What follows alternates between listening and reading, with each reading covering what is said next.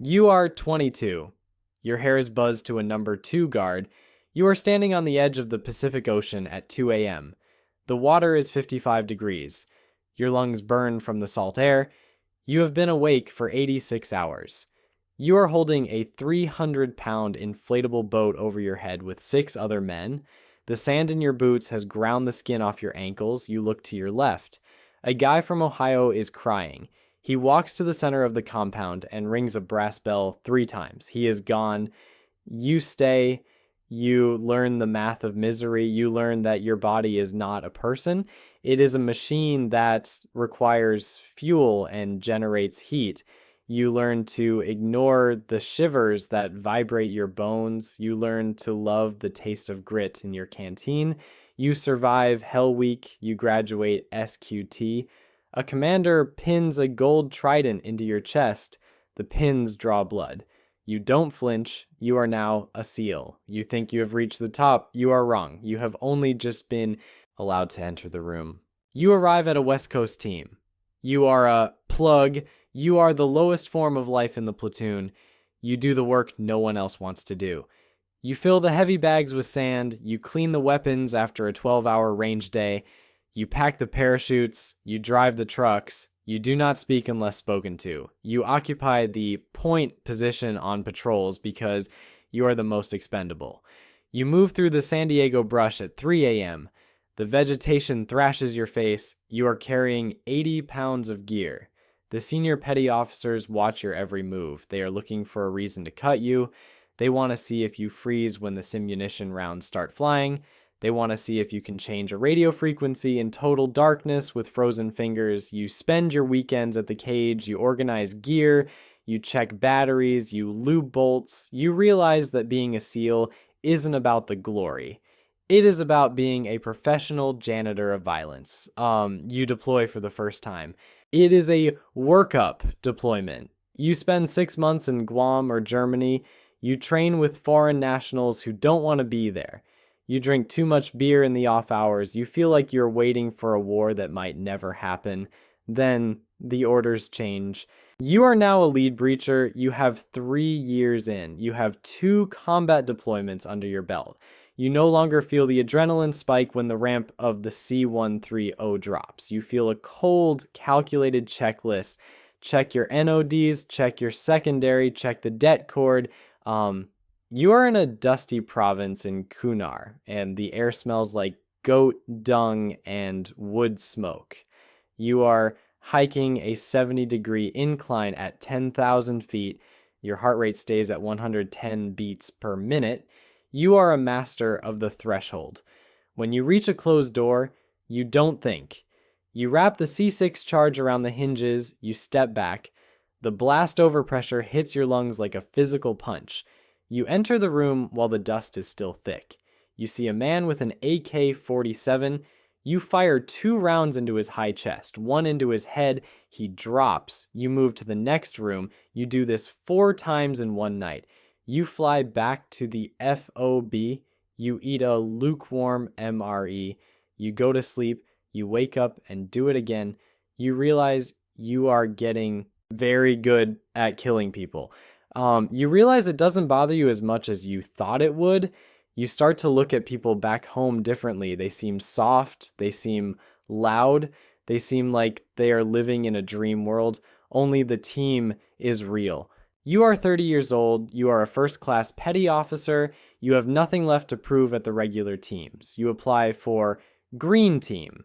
This is the Naval Special Warfare Development Group. The Tier 1 unit. The public calls it SEAL Team 6. You call it the command. The selection process makes Bud/S look like a summer camp. It is not about physical endurance anymore. It is about psychological precision. They put you in a room with 5 psychologists. They ask you about your father. They ask you why you like to hurt people. They watch how you react when they lie to you. On the range, they demand perfection. You must hit a 3-inch circle while running at full speed. You must identify a threat versus a hostage in a quarter of a second. If you fail once, you are sent back to the regular teams. The long walk is a mental marathon. Out of 30 world-class operators in your class, only 6 make it. You are one of them. You are given a new locker. You are given a new kit. The flag on your shoulder is infrared. You are now part of the Black Ops Elite. You no longer exist on official rosters. You live in a cycle of 4 and 4. 4 months deployed, 4 months training. You don't go to bases. You fly into third-party countries on non-standard aircraft. You wear civilian clothes and grow a beard. You carry a Glock 19 with a threaded barrel and no serial numbers. You are hunt-killing high-value targets. You are the scalpel. You spend 3 weeks sitting in a hide site in a city you can't name. You pee into a bottle. You eat cold protein bars. You watch a house through a thermal optic. When the target emerges, you don't call in an airstrike. That's too loud. You wait until he is in his car. You use a magnetic GPS tracker. You follow him to a quiet street. You move in. The hit takes 45 seconds. There is no star-spangled banner playing. There is just the sound of a suppressed 5.56 round and the tires of your SUV screaming away. Your wife thinks you are at a training course in Nevada. You haven't told her the truth in 6 years. You can't. You start to forget what your real voice sounds like. You only know the voice you use to lie to customs officials. You are a ghost with a high-interest savings account. You are 35, your back is shot, your knees click when you walk, but the real damage is inside your skull. You have been near 10,000 breaching explosions. Every time you blew a door, a micro shockwave rippled through your gray matter. You start to have the fog. You forget where you parked your truck. You lose your temper over a dropped fork.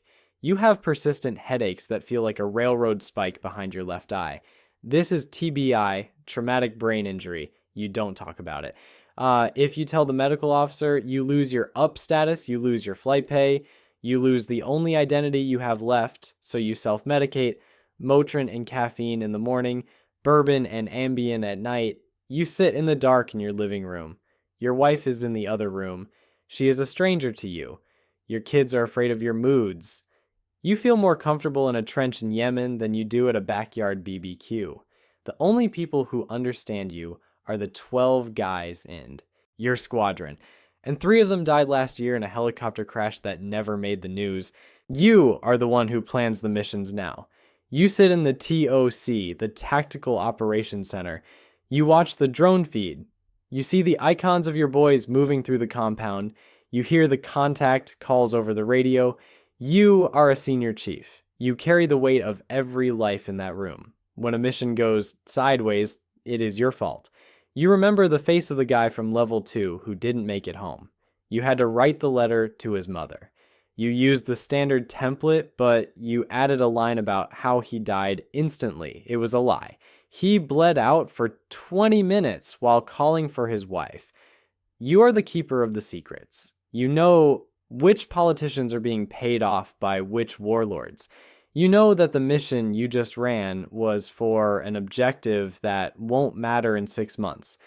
You realize the global war is just a series of transactions. You are the enforcement arm of a bank that doesn't use money. You have killed over 100 men. You can't remember all of their faces anymore. They blur into a single generic mask of terror. You wonder if you are a hero or just a very efficient janitor. You are 42. You are retiring.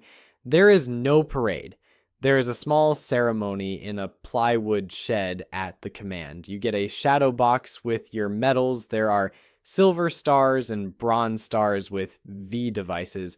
You can never tell anyone how you earn them. You take off the uniform for the last time. You go to a grocery store on a Tuesday morning. You stand in the cereal aisle. There are 50 kinds of cereal. You feel a surge of pure irrational rage. Why are there so many choices? Why do these people care about the price of milk? Don't they know there are men in sandals 10,000 miles away plotting to kill them? No, they don't. And that was your job. You are a king without a kingdom. You try to get a job in Cooperate Security. You sit in a cubicle, you wear a polo shirt, your boss is 26 and worries about synergy. You want to put his head through the monitor. Your marriage ends. The divorce papers mention emotional detachment. You move into a small apartment. You keep your handgun on the nightstand. You still wake up at 3 a.m. ready to breach a door that isn't there. You look in the mirror. The man looking back is a collection of scars and CTE. You are a weapon that has been decommissioned. You are high-performance hardware running outdated software. You have reached the final stage. You are a legend that no one knows. You are a hero who can't be thanked. You are a ghost in a world that moved on without you. You sit on your porch. You watch the sun go down. You realize the war didn't end. It just moved inside your head, and there is no extraction team coming to get you out.